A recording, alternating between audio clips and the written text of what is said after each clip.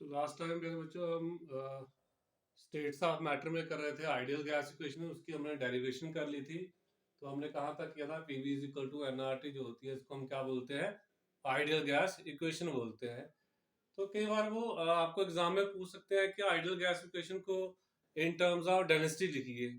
तो डेंसिटी में आप कैसे कर सकते हैं, वो हमने यहाँ पे किया है। आपको पता है according to ideal gas equation क्या होती है, PV is equal to NRT होता है। बेसिकली कोई भी गैस जो है इस इक्वेशन को जो ऑब्वे करती है उसको हम बोलते हैं आइडियल गैस, और इस इक्वेशन को हम क्या बोलते हैं, आइडियल गैस इक्वेशन। बेसिकली ये जो इक्वेशन हमने ड्राइव की थी, ये हमने बॉयल्स लॉ, चार्ल्स लॉ और एवोगैड्रो लॉ को हमने क्या किया था, कंबाइन किया था। तो यहाँ पे P क्या होता है, प्रेशर होता है गैस का, V क्या होती है, वॉल्यूम होती है गैस की, N क्या है, number of moles of gas, R क्या है, गैस कांस्टेंट, और T क्या होता है, टेम्परेचर ऑन केल्विन स्केल। तो नंबर ऑफ मोल्स आप जानते हैं कैसे निकालते हैं, किसी भी सबस्टांस का अगर आपने नंबर ऑफ मोल्स निकालने हो तो उसका मास कितना दिया गया है उसको हम डिवाइड करते हैं, उसका मोलर मास कितना है, यानी कि मॉलिक्यूलर मास कितना है। इसी तरह से यहाँ पे number of moles of gas हमें निकालने हैं, एन क्या होगा, वेट ऑफ गैस, या हम मास ऑफ गैस कह सकते हैं, M divided by molecular mass, या जिसको हम मोलर मास भी बोलते हैं, कैपिटल एम। तो एन क्या आएगा, एम डिवाइडेड बाय एम आएगा। अब इसकी वैल्यू आप यहाँ पे सब्स्टिट्यूट कर दीजिए, तो पीवी किस तरह आएगा, एन की जगह एम बाई कैपिटल एम जो आ जाएगा इंटू आर टी। तो यहाँ से आप v को इस तरफ ले जाइए तो एम बाई वी आ जाएगा into R T upon M. अब m क्या है, मास, v क्या है, वॉल्यूम, तो mass by divided by volume क्या होती है, डेंसिटी होती है। तो p किस तरह आएगा, density d into R T upon M. तो d यहाँ पे क्या है, डेंसिटी ऑफ गैस है। इसको आप यहीं पे छोड़ सकते हैं कि ये ideal gas equation in terms of density, चाहे इसको आप थोड़ा सा सिंपलीफाई करके कि एम को इधर ले जाइए तो हम क्या इसके बराबर आ जाएगा D R T upon P, यहाँ पे छोड़ सकते हैं। जहाँ आप क्या कर सकते हैं, डी को इधर ले जाइए, डी इज इक्वल टू क्या आएगा, R T upon P M. ये सभी जो है आइडियल गैस इक्वेशंस है in terms of density of gas. अगर इस इक्वेशन को अगर हम देखते हैं, आर तो ऑलरेडी गैस कांस्टेंट है, इसकी वैल्यूज हम आगे जाके बताएंगे आपको। टी टेम्परेचर है, अगर टेम्परेचर भी हम कांस्टेंट कर दें, प्रेशर भी कांस्टेंट कर दें, तो ये तीनों फैक्टर्स कांस्टेंट हो जाएंगे। डी इज इक्वल टू क्या आएगा, constant into one by M आएगा।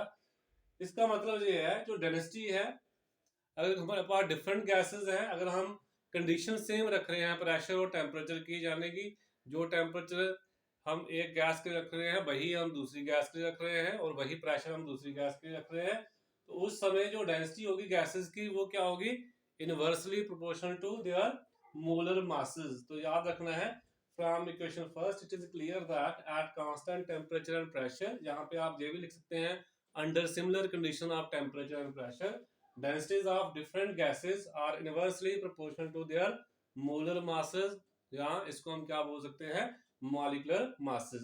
तो यहाँ पे ये जो फार्मूला है ये आपको याद भी रखना है, इसके ऊपर आपको कोई न्यूमेरिकल भी पूछा जा सकता है। हो सकता है आपको प्रेशर दिया हो, टेम्परेचर दिया हो, मोलर मास दिया हो, और आपको पूछा जाए कि डेंसिटी कितनी होगी गैस की, जहाँ डेंसिटी दी हो, प्रेशर दिया हो, टेम्परेचर दिया हो, तो मोलर मास पूछ लेंगे आपको गैस का कितना है। तो यहाँ से आप अगेन मैं आपको कहूंगा, यहाँ पे आर तो कांस्टेंट है, इसकी वैल्यू तो फिक्स्ड होगी, इसको पता ही होगी। पीछे बचते हैं चार फैक्टर, एक दो तीन चार, चार वेरिएबल है। इन चार में से कोई भी आपको वेरिएबल दिया जा सकता है, तीन दिए जा सकते हैं, चौथा आप जो फोर्थ वेरिएबल है उसको आप फाइंड कर सकते हैं। तो नेक्स्ट बच्चे इसमें आपको पूछेंगे नेचर ऑफ गैस कांस्टेंट जो है आर, इसकी नेचर क्या होती है, एक्चुअली है क्या है गैस कांस्टेंट, और इसकी वैल्यूज क्या होती हैं। तो इसकी हम different different values under different condition जो है, हम जो प्रेशर है, वॉल्यूम है, टेम्परेचर है, इसकी यूनिट्स वेरी करते जाएंगे तो हमारे पास अलग अलग वैल्यूज आएंगी गैस कांस्टेंट की, वो सारी हम यहाँ पे करेंगे। आपको डेरिवेशन नहीं पूछते एग्जाम में कि कैसे ये वैल्यू आई, आपको वैल्यू याद रखनी है और यूनिट्स याद रखने हैं, गैस कांस्टेंट के क्या यूनिट्स होते हैं, और उन यूनिट्स के साथ गैस कांस्टेंट की वैल्यू क्या होती है। तो आप जानते हैं from ideal gas equation PV is equal to क्या होता है, एनआरटी। यहां से आर क्या आ जाएगा, PV divided by N T, बाकी ये तो पता ही है आपको, वी क्या है, एन क्या है, टी क्या है, पी क्या है प्रेशर, वी क्या है वॉल्यूम, एन क्या है नंबर ऑफ मोल्स, तो यहाँ पे हम मोल्स ही लिखेंगे, टी क्या है टेम्परेचर इन केल्विन, तो डिग्री केल्विन में लिख सकते हैं इसको। अब प्रेशर जो होता है वो होता है फोर्स पर यूनिट एरिया, तो प्रेशर की जगह मैंने लिख दिया force divided by area. Volume को हम लिख सकते हैं एरिया इनटू लेंथ, नीचे वही आएगा मोल्स, और टेम्परेचर को हम डिग्रीज में लिख सकते हैं, डिग्री केल्विन जो भी है। तो आर यहां से क्या आ गया, एरिया एरिया आपस में कैंसिल हो जाएगा, पीछे बचेगा force into length. Force into length क्या होता है, वर्क, तो फोर्स इनटू लेंथ की जगह हम क्या लिख सकते हैं, वर्क डन लिख सकते हैं, डिवाइडेड बाय क्या आएगा, मोल्स इनटू डिग्री। तो आर क्या हो गया, वर्क डन पर मोल पर डिग्री, जब नीचे होता है उसको हम पर यूज करते हैं, मतलब ऊपर लेके जाएंगे मोल्स इनवर्स आ जाएगा।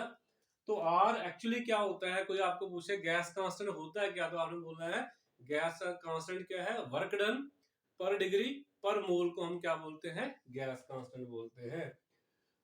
अब हम करेंगे वैल्यूज ऑफ जो है गैस कांस्टेंट की क्या वैल्यू होगी, तो अलग अलग कंडीशंस अप्लाई करेंगे। एट एनटीपी, एनटीपी क्या होता है, normal temperature and pressure, normal temperature हम लेते हैं 273 केल्विन और प्रेशर हम लेते हैं 1 एटमॉस्फेयर।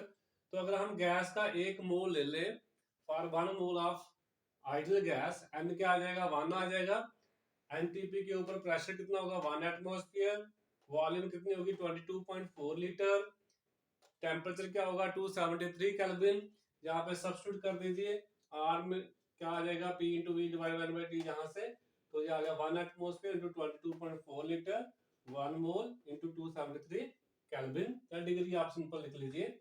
तो आर इसको आप सिंपलीफाई करेंगे, जो सिंपल मैथ है, यूनिट को रहने दीजिए, 22.4 को डिवाइड कर दीजिए 273 से, तो क्या आएगा 0.0821, पीछे क्या बचेगा एटमॉस्फेयर लीटर, ये ऊपर जाके पर मोल हो जाएगा पर केल्विन, जहां हम क्या लिख सकते हैं इसको 0.821 एटमॉस्फेयर लीटर पर डिग्री पर मोल, केल्विन की जगह हम डिग्री भी लिख सकते हैं। तो टेम्परेचर डिग्री के हिसाब से चेंज होता है, 273 डिग्री केल्विन, 278 डिग्री केल्विन, तो ऐसे भी बोल सकते हैं आप लोग। तो क्या आएगा 0.821 एटमॉस्फेयर लीटर पर डिग्री पर मोल। अगर हम लीटर की बजाय मिलीलीटर या क्यूबिक सेंटीमीटर यूज करना चाहते हैं, तो आपको पता है 1 लीटर में कितने क्यूबिक सेंटीमीटर होते हैं, 1000, तो 1000 से इसको मल्टीप्लाई कर दीजिए, तो आर की वैल्यू क्या आ जाएगी 8.21 एटमॉस्फेयर क्यूबिक सेंटीमीटर या सेंटीमीटर क्यूब पर डिग्री पर मोल। तो जब ये यूनिट्स दिए होंगे तो आर की वैल्यू क्या होती है 8.21, और जब लीटर में होगी तो आर की वैल्यू क्या आएगा 0.821, आगे से यूनिट्स आपने याद रखने हैं। तो अगर हम प्रेशर जो है एटमॉस्फेयर की बजाय हम क्या कर दें, इन टर्म्स ऑफ बार ले लें, तो P क्या आएगा 1 बार, देन V जो है, जब हम प्रेशर 1 बार लेते हैं उस समय वॉल्यूम कितनी होती है गैस की 22.7 लीटर होती है, तब 22.4 नहीं लेते हैं, जी हमने फर्स्ट यूनिट में भी आपको बताया था कि अगर हम प्रेशर 1 बार लेंगे तो वॉल्यूम कितनी लेते हैं हम लोग, मोलर वॉल्यूम जो होती है कितनी होगी 22.7 लीटर के बराबर होगी, एक मोल की वॉल्यूम कितनी होती है उस समय। तो लीटर को हम डेसीमीटर क्यूब भी बोलते हैं, लीटर की बजाय हम 22.7 लीटर की बजाय क्या लिख देंगे डेसीमीटर क्यूब। अब यहाँ पे हम 22.7 सब्स्टिट्यूट करेंगे, यहाँ पे 1 बार आ जाएगा, इसको सॉल्व करेंगे माइनस का फर्क पड़ेगा, बाकी तो सेम है, 22.4 की जगह क्या लिखा हमने 22.7 लिखा है, तो यहाँ पे क्या आ जाएगा आर की वैल्यू क्या आएगी 0.083 बार डेसीमीटर क्यूब पर डिग्री पर मोल, आप डेसीमीटर क्यूब की जगह लीटर भी लिख सकते हैं, तो वैल्यू सेम ही रहेगी। तो ये हमने आपको वैल्यू बता दी, जब हम नॉर्मल टेम्परेचर और प्रेशर की बात करेंगे, तो नॉर्मल टेम्परेचर प्रेशर जो है आप ज़्यादा प्रेशर एटमॉस्फेयर में ले सकते हैं, नॉर्मल टेम्परेचर 273 केल्विन होगा, प्रेशर 1 एटमॉस्फेयर रख सकते हैं, जब प्रेशर आप 1 बार ले सकते हैं, जब प्रेशर 1 बार होगा तो वॉल्यूम में चेंज आ जाएगी, ऐसे वॉल्यूम 22.4 लीटर होती है, बट जब हम प्रेशर लेते हैं 1 बार वॉल्यूम कितनी आती है 22.7 लीटर आती है। तो ये आपके पास दो तरह की वैल्यू आ गई आर की विद यूनिट्स। तो अब हम गैस कांस्टेंट आर की वैल्यू इन सीजीएस निकालेंगे, पहले हमने एनटीपी उसकी वैल्यू फाइंड की, अब हम इसको अगर हमें सीजीएस में लिखना है तो कैसे लिखेंगे, तो सीजीएस में आपने रखना है याद कि प्रेशर क्या था, हमने शुरू में अगर हम बात करें तो प्रेशर क्या है, 1 एटमॉस्फेयर किस तरह बोलता है, जब मरकरी की जो मरकरी कॉलम था, अगर आप याद रखें हमने बैरोमीटर बताया था आपको, तो वहां पे अगर मरकरी का जो कॉलम है उसकी हाइट अगर 76 सेंटीमीटर है, उस हाइट का जो प्रेशर बनता है उसको हम 1 एटमॉस्फेयर बोलते हैं। तो वहां पे फार्मूला भी बता रहा आपको, प्रेशर जो आएगा वो आएगा रो जी एच, रो होता है डेंसिटी ऑफ मरकरी आ जाएगा, जी आ जाएगा acceleration due to gravity, H क्या आती है हाइट ऑफ द कॉलम। तो पी जो है बेसिकली 76 सेंटीमीटर ऑफ मरकरी की हाइट की वजह से जो प्रेशर होता है दैट इज 1 एटमॉस्फेयर होता है। तो हम जहां पे क्या लिखेंगे इन सीजीएस 76 सेंटीमीटर, जहां 76 सेंटीमीटर को हम कन्वर्ट कर सकते हैं किसमें, रो जी एच का फॉर्मूला लगा के, रो जी आपका आ जाएगा, एच आ गई हाइट 76, जी जो है एक्सेलरेशन ड्यू टू ग्रेविटी आप जानते हैं 9 पॉइंट समथिंग होती है, तो यहाँ पे हमने उसको डाइंस पर सेंटीमीटर में लिख दिया है, तो 981 डाइंस पर सेंटीमीटर स्क्वायर आएगी। और जो हमारी डेंसिटी है मरकरी की वो कितनी होती है 13.6। इनकी वैल्यू हम सब्स्टिट्यूट कर देते हैं। वॉल्यूम जो है उसको हम यहाँ क्यूबिक सेंटीमीटर में लिखेंगे 22,400 लीटर, जिसको हम 22.4 लीटर बोलते हैं। तो 22,400 मिलीलीटर जहाँ क्यूबिक सेंटीमीटर एक ही बात होती है। टेम्परेचर आ गया 273 केल्विन, एन हम लेंगे 1 मोल, तो आर क्या है P into V divided by N T, ये वैल्यू सब्स्टिट्यूट कर दीजिए सारी, विद यूनिट्स आपने लिखने हैं। तो इनको जब हम सॉल्व करेंगे जी हमारे पास आएगा 8.314 इंटू 10⁷ डाइन सेंटीमीटर, ये सेंटीमीटर स्क्वायर सेंटीमीटर क्यूब है, ये सारे हट जाएंगे, यहाँ सेंटीमीटर क्या बच जाएगा आपके पास 1 सेंटीमीटर बच जाएगा। तो यही लिखा मैंने डाइंस 1 सेंटीमीटर बच गया, पर डिग्री पर मोल आ जाएगा, ये पर मोल जाएगा केल्विन का, पर डिग्री लिख सकते हैं, पर केल्विन लिख सकते हैं। तो जाएगा 8.314 इंटू 10⁷ डाइन सेंटीमीटर को हम क्या बोलते हैं, अर्ग बोलते हैं। डाइन सेंटीमीटर की जगह हम क्या लिख सकते हैं, अर्ग लिख सकते हैं, पर डिग्री पर मोल। अब आपको याद रखना है 10⁷ अर्ग हो तो 1 जूल होता है, तो इसकी जगह हम 10⁷ अर्ग की जगह क्या लिख सकते हैं, जूल लिख सकते हैं। तो जो आएगा 8.314 जूल पर डिग्री पर मोल, तो इसको हम ऐसे भी लिख सकते हैं 8.314 जूल पर केल्विन पर मोल। तो ये वैल्यू आपने याद रखनी है, आर की ज्यादातर यही यूज होगी। फिर अगर हम इसको कैलोरीज में कन्वर्ट करना चाहें तो याद रखें 4.184 जूल जो होता है that is equal to 1 calorie. तो हम जूल को किसमें कन्वर्ट कर सकते हैं, कैलोरीज में। एक कैलोरी जो है, जहां हम कहें 1 जूल किसके बराबर होगा, 1 जूल आ जाएगा आपका यहां से 1 डिवाइडेड बाय 4.184 कैलोरीज। तो 1 जूल जो होता है वो किसके बराबर होता है 1 डिवाइडेड बाय 4.184 कैलोरीज। तो जूल की जगह हम कर सकते हैं 1/4.184, तो जाएगा 8.314 डिवाइडेड बाय 4.184 कैलोरीज पर केल्विन पर मोल। तो इसको सॉल्व कर दिए, ये आ जाएगा 1.987 कैलोरीज पर केल्विन पर मोल। तो जी आपने आर की वैल्यू रखनी है, याद एक जे वाली आपने याद रखनी इन terms of calories, in terms of joule, in terms of जो मैंने आपको पहले 2 वैल्यूज करवाई लीटर एटमॉस्फेयर में, वो वाली याद रखनी है आप लोगों ने। तो और भी वैल्यूज हैं, पर अगर आप ये 2-3 वैल्यू याद रखते हो, ज्यादातर मैंने आपको कहा ये वाली वैल्यू आपको हर वक्त याद रहनी चाहिए। आर की वैल्यू कितनी होती है 8.314 जूल पर केल्विन पर मोल। और अगर हम कैलोरीज में आप खुद भी कन्वर्ट कर सकते हैं, लर्न करने की जरूरत नहीं है, इसको डिवाइड कर सकते हैं 4.184 से, तो आपके पास ये वैल्यू आर की आ जाएगी। तो ये आपने आर के वैल्यूज विद यूनिट्स आपने याद रखनी है कि कौन से यूनिट्स होंगे और कौन सी उस समय वैल्यू होगी। तो नेक्स्ट बच्चे लॉ है Dalton's law of partial pressure. ये आपके सिलेबस में नहीं है बट बहुत काम का है, इंपॉर्टेंट है, जब आपने कॉम्पिटिटिव एग्जाम की तैयारी करनी है वहाँ पे ये आपको हेल्प करेगा। और 12th में आपने भी इसको यूज करना है, वहाँ पे आपने चैप्टर पढ़ना है सोल्यूशन चैप्टर, वहाँ पे यूज होगा। तो चलिए सीधा बात करते हैं, लॉ क्या है ये।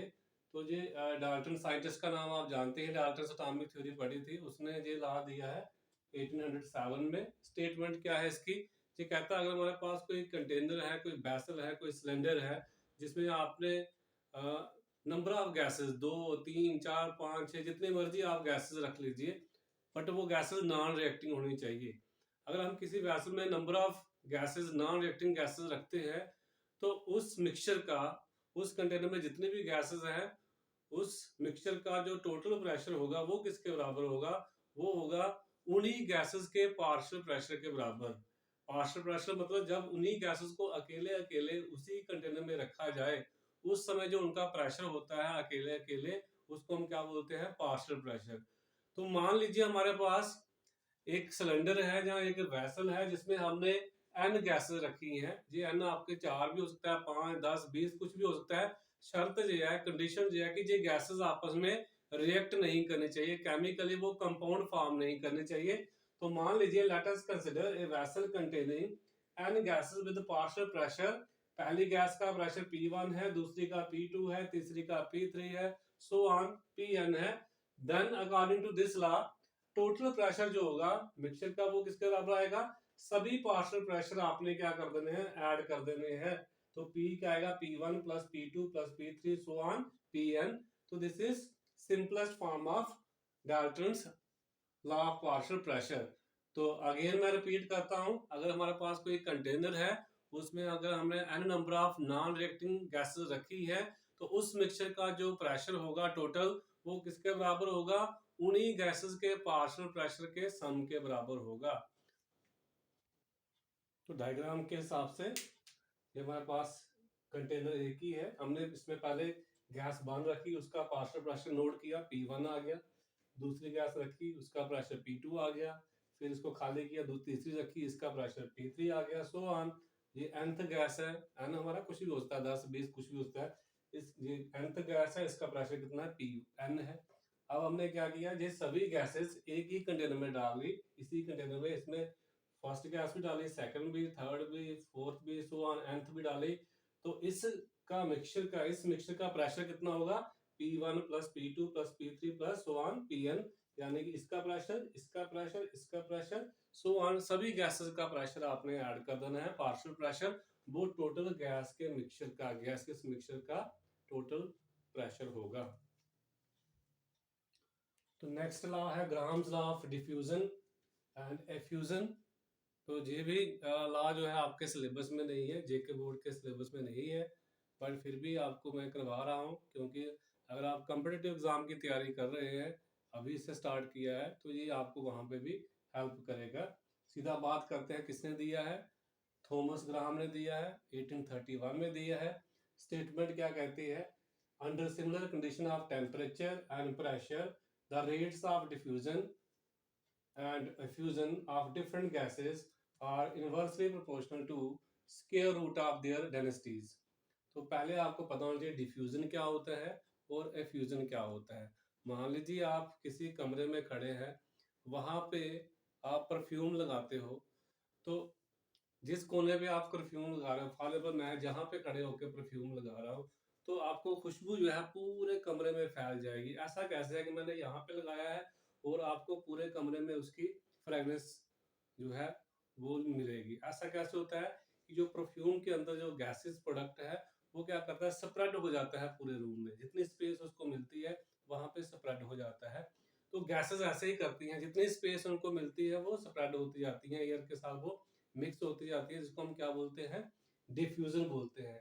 बट अगर किसी सुराग में से कहीं से गैस लीक हो रही हो, वो भी ऐसे ही डिफ्यूज होगी, बट उसको हम क्या बोलते हैं, एफ्यूजन बोलते हैं। जब पर्टिकुलर किसी होल से गैस लीक हो रही है, जैसे आपके घर में कहीं सिलेंडर पड़ा हुआ है, वहां कहीं थोड़ा सा कहीं होल हो गया, वहां से जहाँ आपका जो नॉब था गैस सिलेंडर का वो खुला रह गया, तो वहां से गैस लीक होना शुरू हो जाएगी। तो आपको स्मेल, पूरे आपके घर में आपको उसकी स्मेल आएगी, आपको फील हो जाएगा कि गैस क्या हो रही है, लीक हो रही है। तो लीकेज को ही हम क्या बोलते हैं, एफ्यूजन बोलते हैं। दोनों आप एक साथ जोड़ सकते हैं, एक जैसी ही टर्म है, कोई ज्यादा खास डिफरेंस नहीं है। तो स्प्रेडिंग ऑफ गैसेस को हम क्या बोलते हैं, डिफ्यूजन या एफ्यूजन बोलते हैं। थॉमस ग्राहम ने क्या किया, डिफरेंट डिफरेंट गैसेस की स्टडी की, उनकी स्पीड देखी कि कौन सी गैस फास्ट स्प्रेड होती है, कौन सी स्लो स्प्रेड होती है। उनकी स्पीड जो है, रेट ऑफ डिफ्यूजन को हम बोलेंगे, उनका स्प्रेड करने की जो स्पीड है वो किसके ऊपर डिपेंड करती है। ये स्टडी किया थॉमस ग्राहम ने, और उसने ये पाया कि हर एक गैस की जो स्पीड है डिफ्यूज होने की या एफ्यूज होने की, वो इनवर्सली प्रोपोर्शनल होती है उस गैस की डेंसिटी कितनी है। जितनी ज्यादा डेंसिटी होगी, उतना उसका रेट जो है वो कम होगा डिफ्यूज होने का, तो इनवर्सली प्रोपोर्शनल है। तो रेट ऑफ डिफ्यूजन या हम डिफ्यूजन की बात करें, that will be directly proportional to square, that will be directly नहीं, inversely proportional to square root of their density. तो आर क्या है, रेट, इनवर्सली प्रोपोर्शनल टू 1 जब हम डी लिखेंगे स्क्वायर रूट, इसलिए होता है स्क्वायर रूट 1 जब हम लिखते हैं तो मतलब इनवर्सली प्रोपोर्शनल है। तो रेट ऑफ डिफ्यूजन या इफ्यूजन कहें वो किसके प्रोपोर्शनल होगा, inversely proportional to square root of their density. तो अगर मान लीजिए हमारे पास दो गैसेस हैं, एक गैस 1 रख लें, दूसरी गैस 2 रख लें। एक गैस का जो रेट ऑफ डिफ्यूजन है R1 है, दूसरी का R2 है। पहली गैस की डेंसिटी D1 है, दूसरी की D2 है, तो हम लिख सकते हैं R1 will be proportional to 1 by D square root of D1, R2 will be proportional to 1 by square root of D2। तो अगर हम यहाँ से प्रोपोर्शनलिटी हटाएंगे तो लगेगा कांस्टेंट, यहाँ भी लगेगा R1 by divided by R2 क्या आ जाएगा, constant divided by constant, constant cancel हो जाएगा। तो ऊपर आएगा 1 by square root of D1 divided by 1 by square root of D2। तो सिंपलीफाई करेंगे D2 ऊपर चला जाएगा, तो R1 बाई R2 क्या आएगा, square root of D2 divided by D1। तो ये आपने याद रखना है कि अगर हमारे पास दो गैसेस दी हुई हैं तो उनका रेट कैसे आपस में डेंसिटी के साथ रिलेटेड है। तो R1 डिवाइडेड बाय R2 क्या आएगा, square root of D2 divided by D1।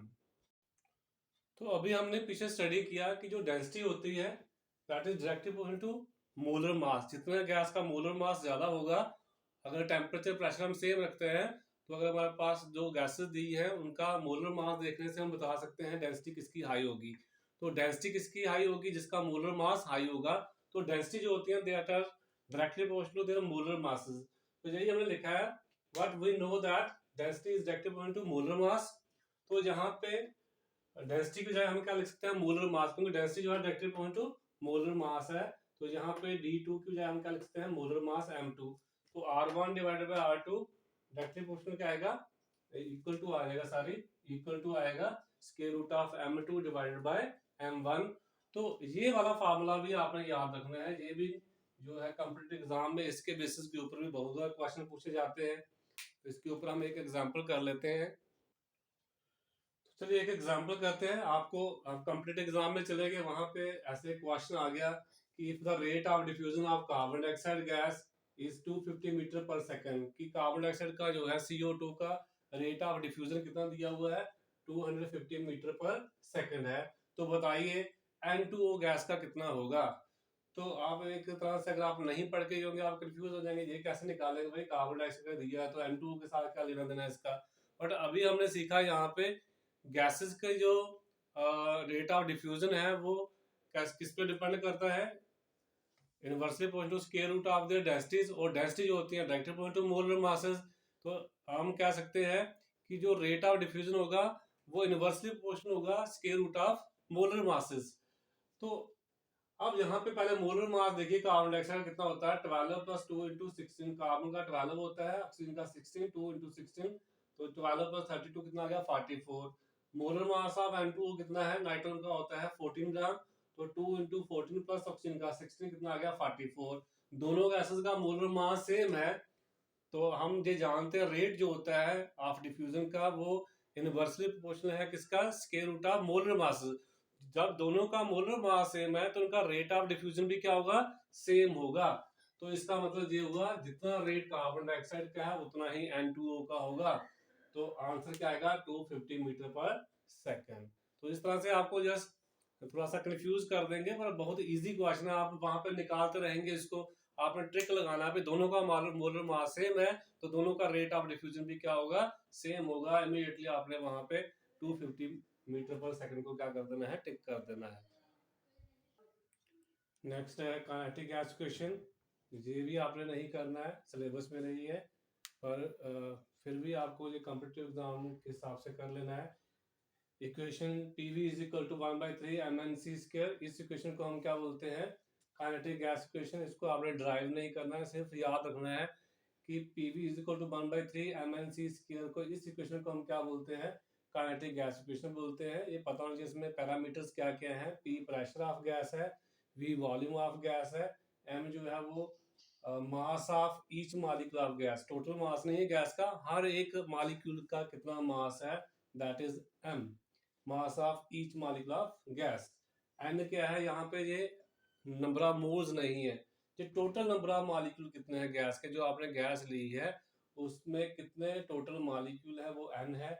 c क्या है, रूट मीन्स के वेलोसिटी होती है, इसको रूट मीन्स के स्पीड भी बोलते हैं, और इनके सीधे आपने फार्मूले याद रखना है किसके बराबर होता है। अभी यहाँ जो हम डिस्कस करेंगे तो लंबा हो जाएगा क्योंकि टाइम बहुत कम है, सिलेबस भी कवर करना है आपका, तो ये सीधे फार्मूले याद रख लीजिए आप। रूट मीन्स के वेलोसिटी जो होती है वो होती है square root of 3 RT/m। Average velocity या एवरेज स्पीड जो होती है उसको c बार से लिखते हैं, या v बार लिख सकते हैं आप लोग, square root of 8 RT/m। Most probable speed जो होती है उसको लिखते हैं c स्टार से, ये आता है square root of 2 RT/m। Are आप जानते हैं गैस कांस्टेंट, टी टेम्परेचर है केल्विन में, एम क्या है मोलर मास, पाई आप जानते हैं 22/7 होता है या 3.14। तो अगर हम इनकी रेशो निकालें, इसकी इसकी और इसकी रेशो निकालें, C star is to C bar is to C, ये क्या है मोस्ट प्रोबेबल, ये क्या है एवरेज स्पीड, और ये क्या है रूट मीन स्क्वायर वेलोसिटी। इनकी रेशो निकालेंगे, इनको आप आपस में डिवाइड कर लीजिए, कितना आएगा 1:1.128 तो ये रेशो में आपने जमाने याद रखनी है, कई बार ये भी कॉम्पिटिटिव एग्जाम में पूछ ली जाती है कि रेशो किसके बराबर आएगी, पर याद रखना है पहले कौन सा लिखा है, आगे पीछे किया हुआ उस हिसाब से आपने चेंज भी करना है। तो मोस्ट प्रोबेबल स्पीड की रेशो किसके साथ, एवरेज के साथ, एवरेज की किसके साथ, रूट मीन स्क्वायर के साथ, क्या रेशो आएगी 1:1.128:1.224। और कई बार ये भी पूछ लेते हैं भाई रूट मीन स्क्वायर वेलोसिटी किसके बराबर होती है, ये आपको याद होना चाहिए फार्मूला। एवरेज स्पीड किसके बराबर होती है, ये भी फार्मूला याद होना चाहिए। और most probable speed of gas किसके बराबर होती है, ये भी आपको फार्मूला याद रहना चाहिए। तो नेक्स्ट है relation between average kinetic energy and absolute temperature. तो इसको भी आपने ड्राइव नहीं करना है, बट ये आपको याद रखना है। यहाँ पे आपको नहीं पूछ सकते जेके बोर्ड में, पर कॉम्पिटिटिव एग्जाम के हिसाब से आपको ये लर्न करना पड़ेगा। तो एवरेज काइनेटिक एनर्जी और टेम्परेचर के बीच में क्या रिलेशन है ये फाइंड करना आपने। तो काइनेटिक गैस इक्वेशन अभी आपको पीछे पढ़ाई मैंने, किस तरह पीवी इज इक्वल टू क्या है 1/3 mnc² है। तो अगर हम एक मोल ले गैस का, तो नंबर ऑफ मॉलिक्यूल्स कितने एक मोल में 6.022 × 10⁻23। हर एक मॉलिक्यूल का मास m है, तो 1 मोल ऑफ मॉलिक्यूल का मास किसके बराबर होता है, मोलर मास के बराबर होता है, तो वो आ जाएगा कैपिटल M। तो पीवी हम क्या लिख सकते हैं 1/3 m × n आ गया mc², तो m हो गया मास ऑफ द गैस या molar mass of the gas जिसको बोलते हैं। अब इसको मैं 2 से डिवाइड करो, 2 से मल्टीप्लाई करो, कोई फर्क नहीं पड़ेगा, तो पीवी क्या आएगा 1/3 × 2/2। ऐसा मैं क्यों कर रहा हूँ, क्योंकि मुझे पता है 1/2 mv² या 1/2 mc² क्या होती है, काइनेटिक एनर्जी होती है, तो हमें एवरेज काइनेटिक एनर्जी निकालनी है, इसलिए मैं 1/2 बनाना चाहता हूँ। तो इसलिए 2 से मैंने डिवाइड किया, 2 से मैंने मल्टीप्लाई किया, कोई चीज नहीं आएगी। तो 1/3 × 2/2 mc², 2 को उधर ले जाइए, 2/3 इंटू क्या बचेगा 1/2 mc²। पर 1/2 mc² क्या होती है, काइनेटिक एनर्जी E के, तो मैं 1/2 mc² की जगह क्या लिख सकता हूँ E के। तो पीवी किसके बराबर आएगा 2/3 E के। अब हम ये भी जानते हैं पीवी इज इक्वल टू क्या होता है nRT। PV is equal to क्या होता है nRT। अगर मोल हमने एक लिया हुआ है तो पीवी किसके बराबर आ जाएगा RT के बराबर। तो what PV is equal to RT for 1 mole of gas. तो पीवी की जगह क्या लगा दीजिए RT लगा दीजिए, क्योंकि हमें रिलेशन निकालना है टेम्परेचर के साथ, तो इसमें तो टेम्परेचर था नहीं ऊपर, इसमें टेम्परेचर है नहीं, तो हमें पता है पीवी इज इक्वल टू किस बराबर होता है RT। तो आप पीवी की जगह क्या लगा दीजिए RT लगा दीजिए। RT इज इक्वल टू क्या आएगा 2/3 E के। हमें निकालना है E के, E के इस तरफ ले जाइए तो ये आएगा 3/2 RT। तो ये आ गया काइनेटिक एनर्जी और टेम्परेचर के बीच में क्या रिलेशन है, पर हमें निकालनी है एवरेज। ये टोटल काइनेटिक एनर्जी है, तो एवरेज कैसे निकालते हैं, टोटल नंबर ऑफ मॉलिक्यूल के साथ। तो हम टोटल नंबर ऑफ मॉलिक्यूल कितने हैं 6.022 × 10⁻23 यानी एवोगैड्रो नंबर। तो काइनेटिक एनर्जी को डिवाइड कर दीजिए एवोगैड्रो नंबर से, तो एवरेज काइनेटिक एनर्जी किसके बराबर आएगी E के, बार का मतलब होता है एवरेज। तो 3/2 RT divided by n। n क्या है एवोगैड्रो नंबर, या n0 लिख सकते हैं, एवोगैड्रो नंबर से डिवाइड कर दिया। तो R/n0 जो होता है गैस कांस्टेंट को जब हम डिवाइड करते हैं एवोगैड्रो नंबर से, यानी गैस कांस्टेंट पर मालिक्यूल आएगा, उसको हम क्या बोलते हैं, के लिखते हैं स्मॉल के। इसका नाम होता है, इसको बोलते हैं बोल्ट्जमैन कांस्टेंट। तो कोई पूछता है आपको बोल्ट्जमैन कांस्टेंट क्या होता है, गैस कांस्टेंट को डिवाइड करना है एवोगैड्रो नंबर से, यानी जो गैस कांस्टेंट है 8.314 को डिवाइड करना है 6.022 इंटू 10⁻23 से, जो उसकी वैल्यू आती है उसको हम क्या बोलते हैं, बोल्ट्जमैन कांस्टेंट, और स्मॉल के से इसको लिखा जाता है। तो बोल्ट्जमैन कांस्टेंट की आप वैल्यू फाइंड कर सकते हैं। आर की वैल्यू आपको पता है 8.314 जूल पर केल्विन पर मोल होती है। आज ही की हमने आर की वैल्यू कितनी होती है, 8.314 जूल पर केल्विन पर मोल होती है।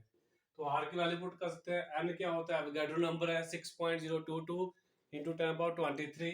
एन भी आपको पता है, ये होता है 6.022 इंटू 10⁻23। इन दोनों को डिवाइड कर दीजिए, जो आंसर आएगा वो आएगा 1.38 इंटू 10⁻23, क्योंकि नीचे है 23, ऊपर जाके -23 हो जाएगा, तो जो ऊपर केल्विन बचेगा मोल मोल से कैंसिल हो जाएगा। तो के की वैल्यू क्या होती है, बोल्ट्जमैन कांस्टेंट की वैल्यू जवानी याद रखनी है आपने, 1.38 इंटू 10⁻23 जूल पर केल्विन होती है। तो ये सारी जो चीजें छोटी मैंने आपको बताई, ये फिलहाल आपके सिलेबस में नहीं है। आपके सिलेबस में जो हमने पहले टॉपिक किया, जो गैस कांस्टेंट आर है उसकी वैल्यूज जो है वो मैंने आपको करवाई, वो आपने कर लेनी है। तो ये जो लॉज वगैरह अभी मैंने डाल्टन्स लॉ करवाया आपको, फिर ग्राम्स लॉ करवाया, फिर ये वाला कंसेप्ट जो है ये आपको एक दो नज़र लगा लेनी है, इनको रट्टा मारने की कोई ज़रूरत नहीं है।